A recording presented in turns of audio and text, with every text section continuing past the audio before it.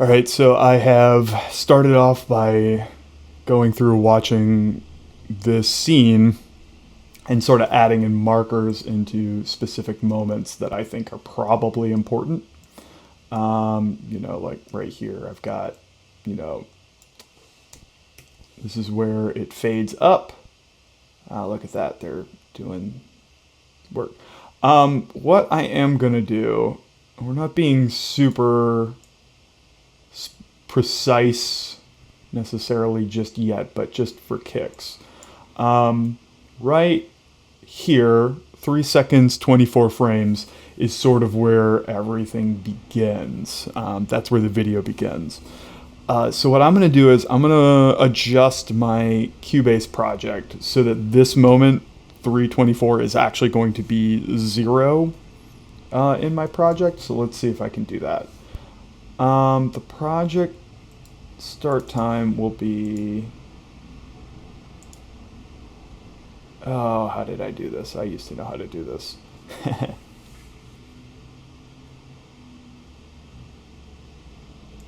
So you know what I'll do? I'm going to do it sort of cheapo way. I'm going to use time warp and make measure 3 start right just about on that moment. Like I said, I'm not being super exact here, but I think it'll work pretty well. So now if I start at... Oh, actually, look at that. I've got a little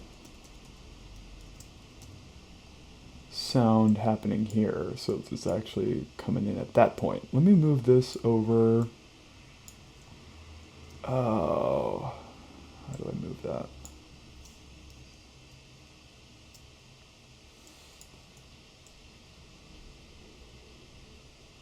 Okay, right now. Oh yeah, that's right, because I'm on grid. See, right up here. So I'll hit J, remove the grid. Now I can kind of move it wherever I want.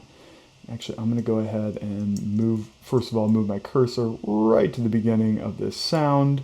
You can see in the wave here. And now that I have this selected, Command L, boom, right there.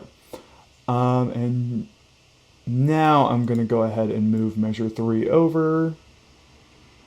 This is very inexact. I wouldn't recommend doing this, but I'm doing this live. So instead of making you wait and watch me look up the notes that I've taken on doing this before, I'm just going to go ahead and start from measure 3. Actually, down here in my finale thing, I'm going to go ahead and give myself a double bar line here so that I've got a pretty clear visual sense that I'm beginning this cue at measure 3. So let's take a look.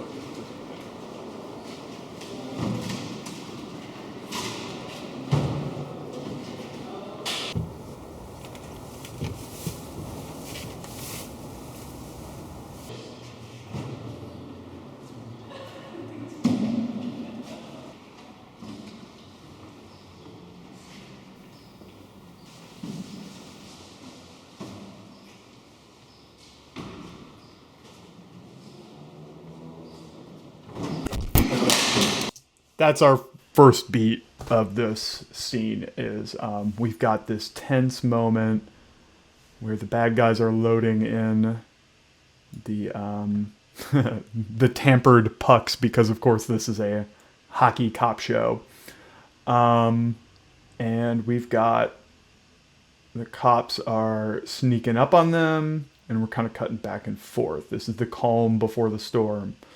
And music is going to reflect that somehow. I'm guessing some kind of like filtered drum loops, samples, delays. Think like Metal Gear Solid sneaking. That's always what my brain goes to. Up until wham! Okay, first kick. That's First Blood. Part 2, Rambo. All right. So what I'll do is let's take a look at where I've got the sound happening here. Okay. Now, one nice thing is that it's pretty close to a downbeat here. So what I'm gonna start with, this is the point where you just kind of throw things at the wall, see what sticks. Is I'm gonna see if I can get that hit to come in on a downbeat. So what I'll do is I'm gonna go to my time warp grid and let's see if I can get measure 18, that downbeat, to hit right on that kick. All right, see that? So now measure 18 is going there. And what I did was I used the time warp thing, which automatically added a tempo event here at measure 3. So check this out. If if I change the tempo to 115.213 beats per minute, that means I'll get an exact whole amount of measures so that 18 lands on the downbeat. So what I'm going to do is down here in my sheet music, I'm going to make sure that I get that. Now, cool. If I put the double bar line here, check that. I got a visual now of all these measures here that need to be filled, and all of those measures now become this first beat of the building tension before First Blood. Okay? Gotta love that. All right. So let's see. I'm going to play that back. I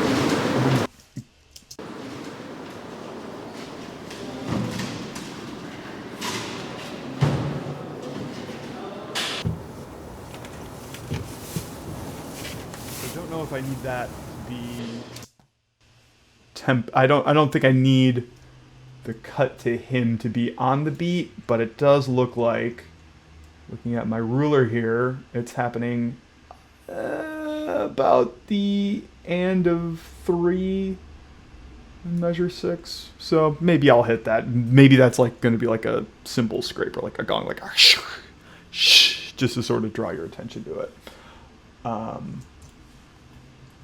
So what I think I'm going to do first is I'm going to pull up my drum loops. I've got a sample library full of some drum loops, and there's some great cinematic ones that I like to use. This is just sort of a first step here.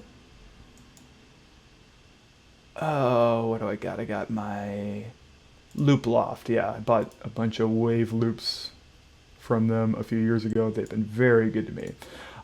So I got this one that I used in a previous cue, and it's Bass Drum Bounty. Let's take a listen to this real quick.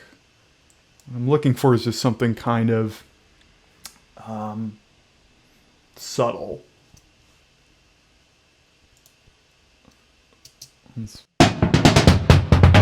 Okay, that's going to be nice for like when action hits. That's pretty, stick fills are pretty big. Hey, they got one called Suspense. Let's hear what that sounds like. Okay, that's a possibility. It's a little more. Okay, so as you can see, it's marked 134 Suspense. So I'm thinking, and I'm at 115. So what's going to happen is I'm going to drag this loop in, and I'm actually going to stretch it out so that it matches the tempo of 115.213. And I've got a nice track for all my drum loops in here. Perc MIDI. I call it Perc MIDI, but it's basically all my percussion tracks here. Let's go to Drum Kit and Loops folder. This is just a catch-all folder in my template that I developed for Sauce Boys. I'm going to drop it in here. Yeah, copy that to the folder. And I'm going to name this based on the loop that I did. Cine Drums V2. And that's 134 Bass Drum Bounty. Okay. That's because if I'm just looking, if I have my Finder window closed, Finder window just became a character from Oklahoma. So now, like, if you're looking at just this event here, this sample, this loop, it just says 134 Suspense, and you know I might not know where to find related drum loops, so that's why I got this. So hit 1 twice, and I've turned my cursor into that cursor with the stopwatch here. That means that when I click and drag this, it's going to affect the time it's actually going to slow down the loop. So check this out. Now I've got a loop that is in time with my tempo. Okay, yeah. So right now it's a little exciting for this moment, but I'm going to loop it real quick. Take a look at what this looks like against the picture.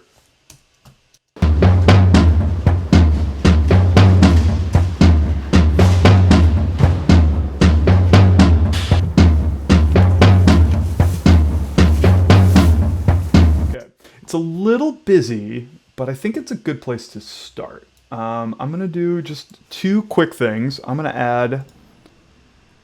Okay, looks like I've already saved Magneto on this, so I've got a tape emulation going on. So if I replace it, or bypass it...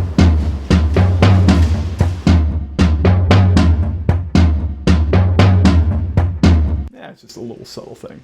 So what I'm going to do is there's two things that I like to start with if I'm doing like a stealth EQ. First one is let's throw in some EQ. I like the Steinberg frequency just because it lets me visualize pretty well. So if I play back, see all of this.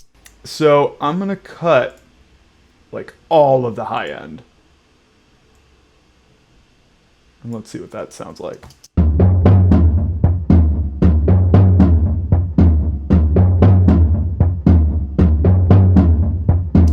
I like it, but honestly, I think it's too busy. I don't think I'm going to end up using this loop, but I think what I want is just like a pulse, more like a heartbeat. And this is just a little too driving for that. But just to show you, I might end up using this later. Let me throw on a delay.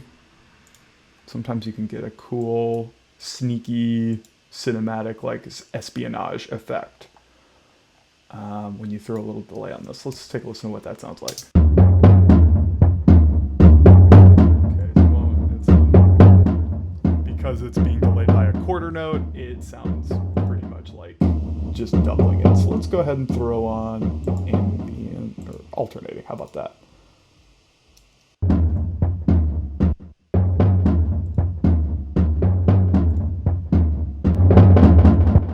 Nope. You know what? This is not going anywhere because the part is so busy that the delays aren't really adding anything for me. So I'm just going to get rid of two of them. I'm going to mute this one because I think I want it later on.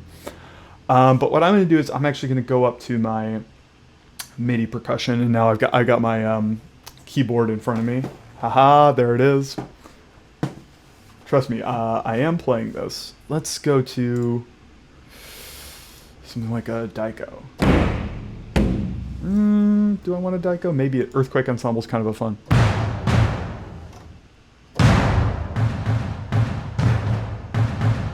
Maybe perhaps the Beast. This is like a big tom. So I'm kind of like doing like a dun dun dun dun dun dun dun dun dun dun, giving me sort of a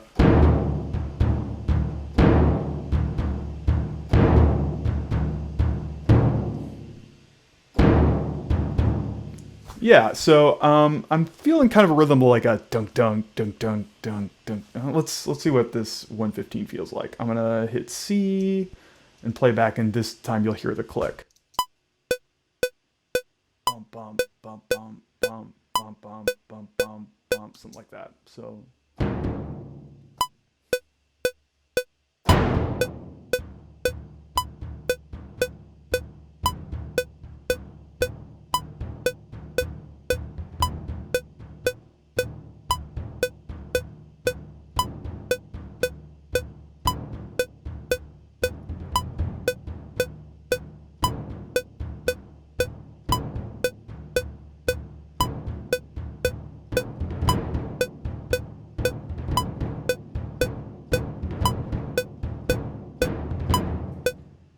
Okay, so as you can see, that last hit came right on that kick. So that worked out pretty well. Cool, great. I'm going to go through and I'm just going to do a quick bit of quantizing. Great. And one of the beautiful things about this is you can barely see my MIDI editor, but I'm just going to go ahead and remove this lane. Zoom out. Here's all the notes I just played right here, all these reds and purple bits, and I'm going to go ahead and make that, quantize it to 16ths.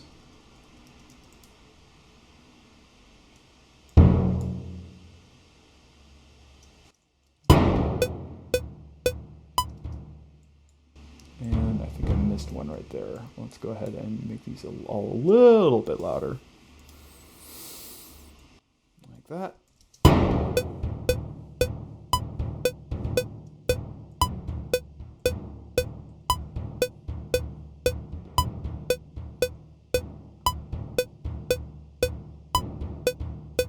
See, so I got a couple quantizing things here. Notice my rhythm got a little messed up here.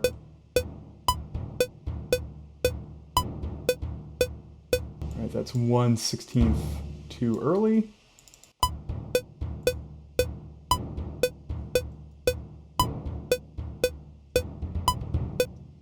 Okay, so this misquantized, but I kind of like it.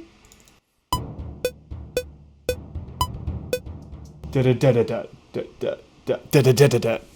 pretty cool. But those ones, not so cool. I'm going to want to fix those and make sure that those are all on eighth notes.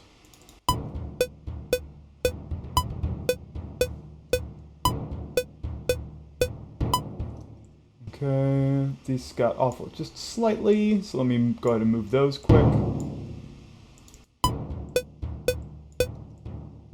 Right, I got my things on the first two eighth notes of each. 1 and 2, 4, 1 and 3, 4, 1 and 3, 4. 1 and not the and of 3, but I want it on 4.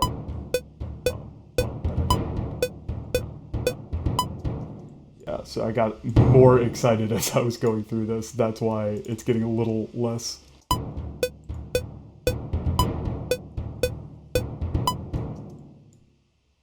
Okay.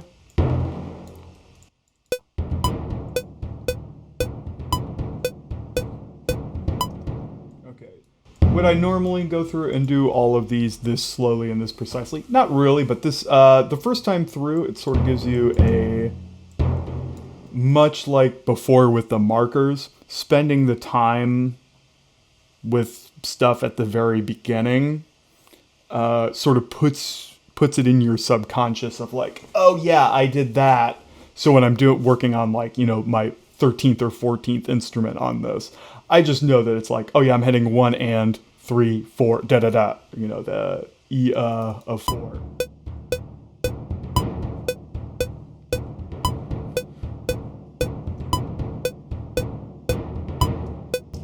Right there. Boom. Love it.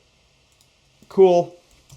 Now, let's see. Let's go ahead and see what other things I've got here. I can definitely boost the percussion soon. I'm not going to do that yet. What I think I want to do is, Director's really been liking low strings on this. So I'm going to start off, I'm going to make a little bit of a cello thing. And I've been loving, I treated myself to the Spitfire BBC Symphony Orchestra, and they got these legato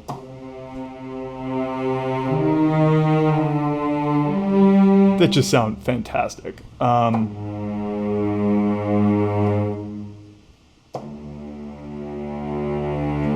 what I'm going to do is I'm going to sort of just start off, and I'm going to do basically some like very simple whole note type stuff, and I'm actually going to improvise this.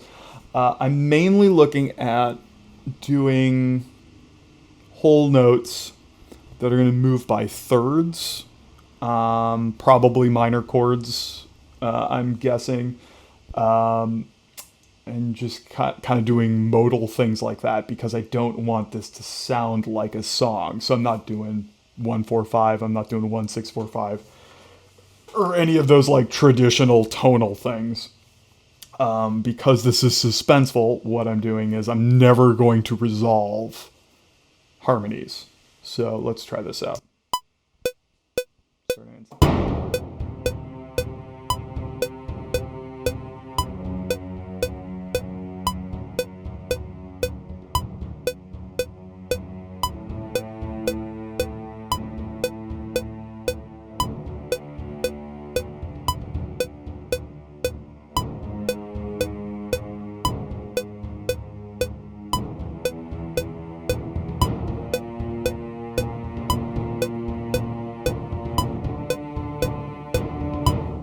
Okay, right there. Awesome. So I got something to start with, right? Is it the most brilliant thing in the world? No, but as I was playing it, I started to get ideas of like, okay, I'm building up tension here. So here's my next part of the process. Like I said before, I'm a weirdo. I like writing things out, at least initially, so that I know what I'm doing. And there's a very clear visual sense that, oh, I'm repeating myself. But for now, what I'm going to do is I've got my finale file open down here, and I'm actually going to write out what I just improvised, okay? So check it out. I got my C up here for 2 bars, so I got... Next after that, I went down to F sharp here. Gotta love a tritone. And then I went up to A there. 2 measures, right? After that, oh, okay, now here's the important thing. One reason why I go back and forth like this. I was about to go into my next note, noticed it was measure 10, but down here, I was at measure 9. So I'm like, okay, well, clearly I did something that was different.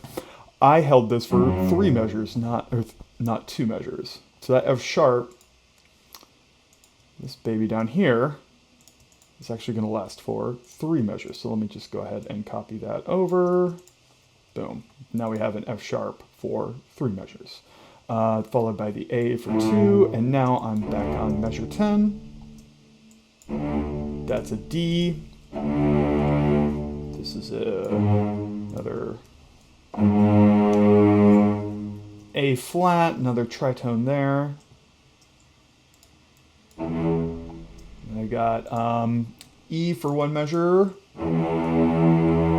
followed by B flat for 2 measures, followed by D for 1 measure.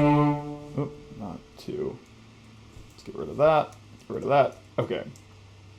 Oh, I haven't saved this yet, so I'm going to go ahead and make sure that I save this as, we're going to call this Sauce Boys, episode 14. Beautiful. And I'm just going to save this to my Dropbox for now because that's simple and fast. Okay, back to it. All right, so now I've got a start for everything. So playing everything a little faster.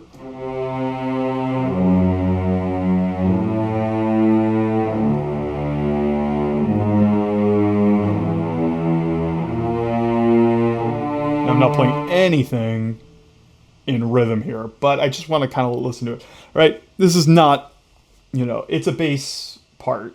It's in the cello, but this is also not something that you would hum. This is not going to be something that you are singing to yourself, because this is just the setup, right?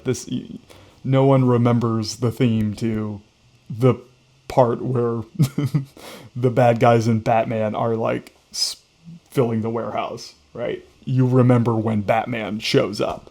So if we want to save any like melodic tune for then, at least that's what I'm thinking right now. Next, let's take a look at, I'm going to pull up my piano, and this probably won't be in the final mix, but what I want to do is figure out if I just play the minor chord that's built on these.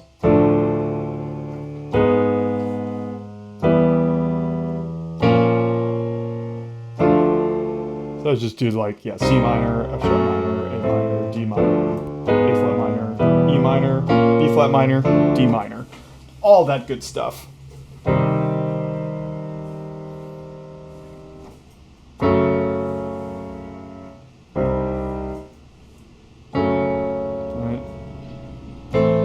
not resolving anywhere.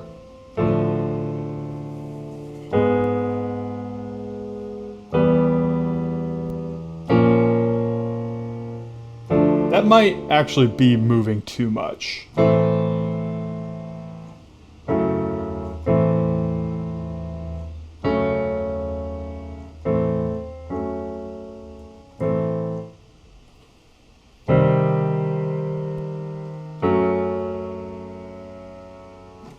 So I'm wondering if that's too much harmonic movement for this. But what I'm going to do is I'm going to pull up a, down here, I've got all my instances of Omnisphere. I've got a couple good, like, synth pads. And I'm going to actually just play a synth pad throughout. Oh, where's my guy? I think it's called, like, might be an Omni 1. It doesn't look like I've got it here.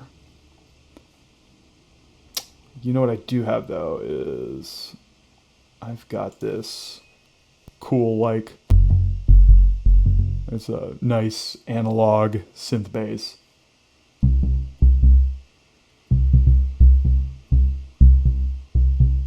And if I kind of do that same bump, bump, bump, bump, bump that the drums are doing, let's see how that goes.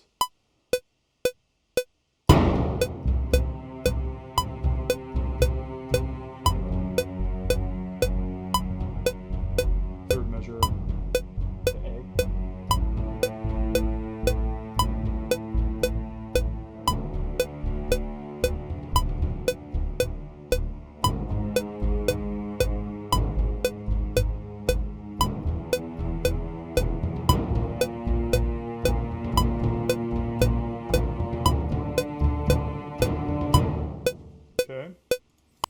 And I played a D right on that downbeat of 18, but I don't think that's the right thing.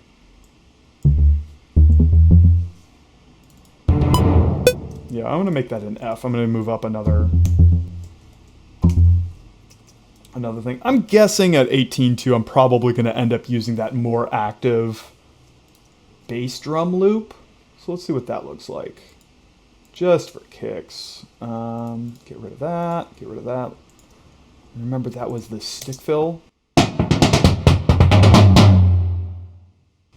I like the fill, but what I want to make sure is that it keeps going.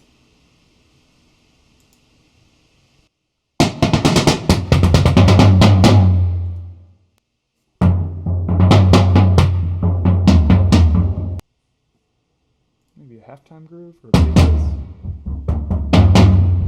Ah, you know what? Big hits is totally what I want for this beginning for the tension portion. So let me bring this back up. Let's go to Big Hits 6 and let's see how this sounds along with my tom part that I recorded on the Beast.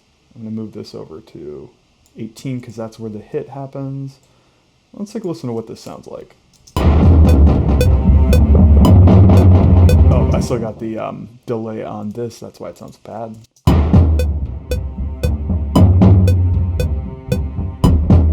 Turn down these bass drums.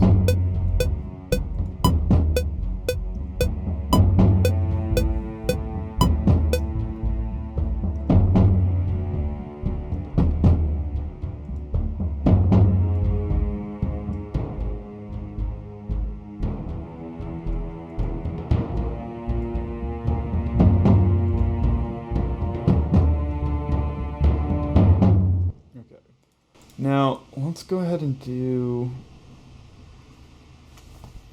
I was thinking of doing a fill to lead into 18, but it kind of comes out of nowhere. You're not supposed to know that he's... It just gets interrupted. And that's where it's a surprise. So I'm not going to do any sort of like fill into it that would like sort of prepare your ear for that downbeat. We're just going to keep it like that. Guessing there's going to be a tempo shift.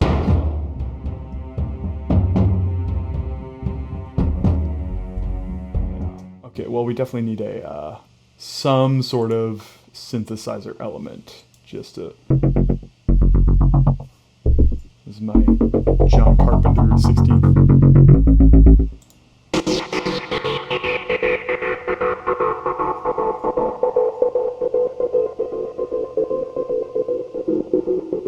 Yeah, I kind of like that. This is one off of Omnisphere called Latitude Adjustment. I've used this on other cues, so it's just in my template. So, and honestly, it's like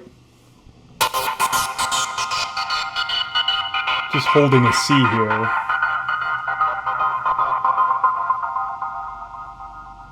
Yeah, and it's got a good decay once I release. So I could probably hold this for let's say I hold this for like 2 measures. So if I hold it for all 2 measures, 3 and 4, lay out on these 2 measures and maybe come in here. I've noticed that 7 is where we see the hero again. So I'm going to accent that with a re-entrance of the this synth. Okay, so I'll do the first 2 measures, 3 and 4, lay out on 5 and 6, come back in on 7.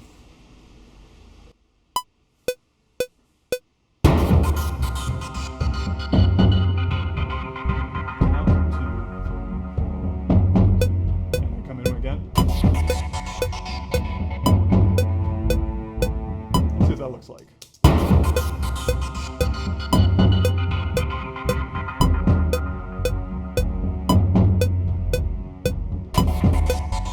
Okay. It's a little too much at the beginning, isn't it? Like to kind of come out of the gate out of black with this high energy thing. See, that's a little too much, but I do like it when he enters. So let's go ahead and what I'm going to do is cut this.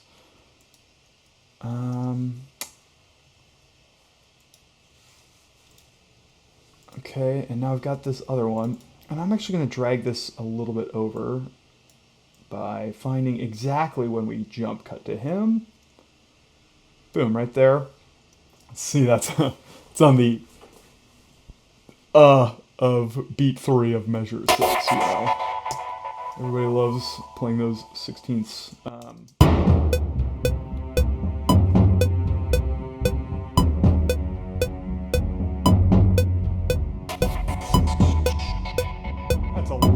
On the nose, isn't it? Let's try it maybe just on 4.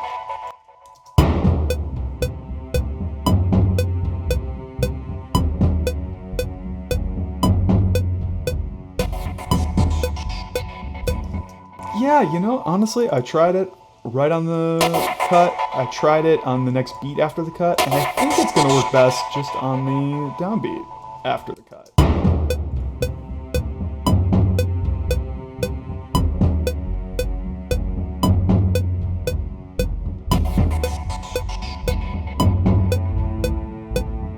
Okay, I like that. That works. Cool. Let's go on. What should I add next?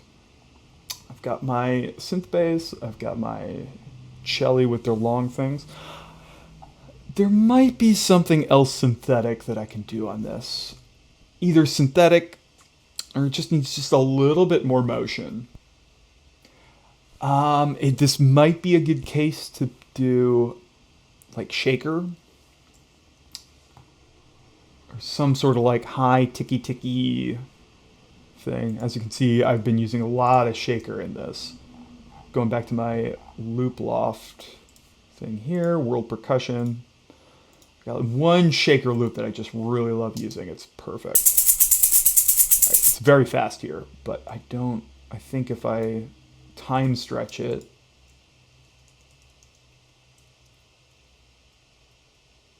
to 1 measure. Let's see how that sounds. Ah, right, okay. So this is part of my template. I have a phaser on this just to give a little more character to the shaker, right? So I doubt I'm going to use this for the whole thing. It'll probably come in a little bit. Okay, that's a pretty aggressive shaker. It's moving very fast, so right? So I'm going to make it a slower rate. Right now it's at every half note. Let's try making this every bar, 1-1.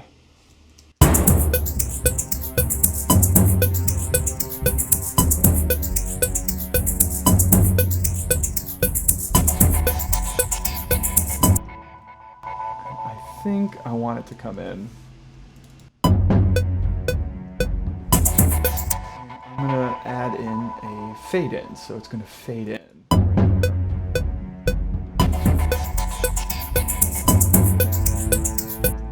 thing being a little bit at a lower volume. So I'm turning the entire track down here, up there.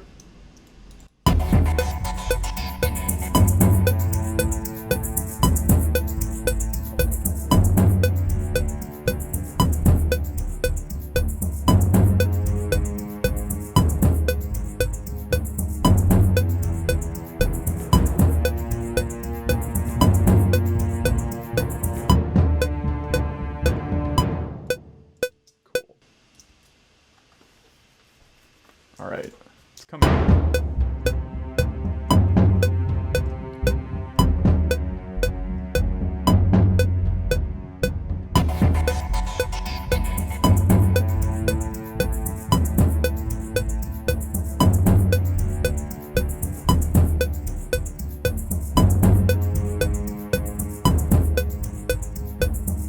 Okay, I want some low boomy stuff. That's what this Godzilla hits are for. Playing a couple of these, right? It sounds like kind of like all across the keyboard.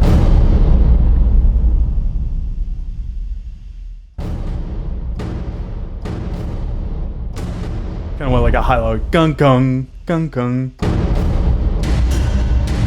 Yeah, I love that. God, I heard that in. I feel like I was watching The Nevers last night on HBO, and the cue definitely ended with this sound. Ooh, yeah, I know that one. I love it.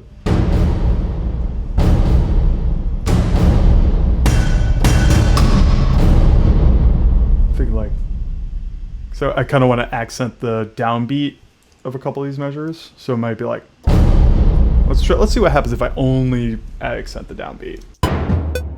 0, 2, here we go.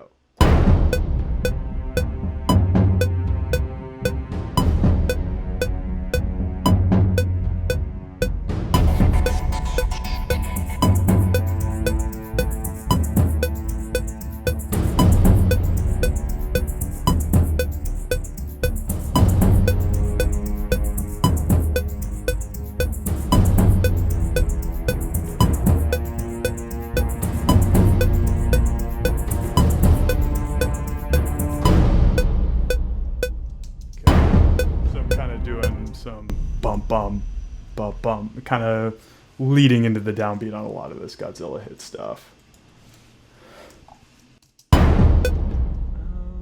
What else can I throw in here? I got a lot of.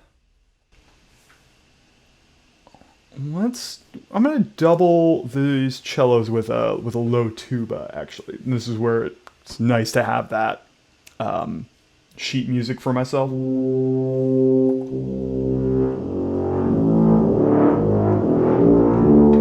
Right, okay.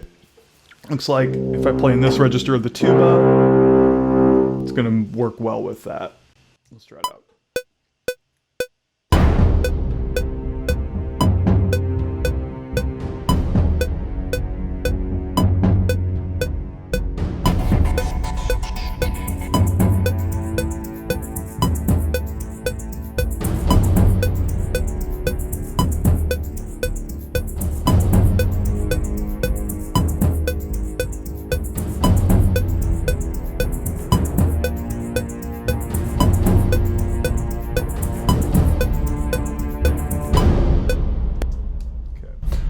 And yeah, one great thing about these legato libraries or sounds in the BBC Symphony Orchestra is I've got it's really great with mod wheel. So my right hand is always playing the notes. With my left hand, I can basically play the mod wheel to adjust the breath, the loudness of it. So I can go really soft or really loud on one single note.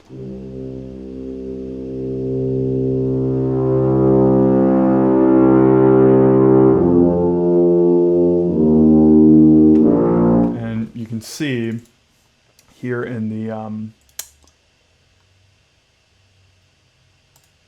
MIDI editor, this white line here, that's sort of like a visual graphic representation of all of the modulation wheel moves. So like while I'm playing these notes in my right hand, I am slowly moving the mod wheel just to make it a little more like a human playing. So as you can see at the beginning of each note, I always go a little further because there's just a little more breath that happens at the beginning of the note, especially in a giant thing like the tuba. And then as you can see, leading up to measure 18, that downbeat of the kick, it crescendos. It gets louder to get right into that. Now, I feel like I've got a pretty good skeleton for this.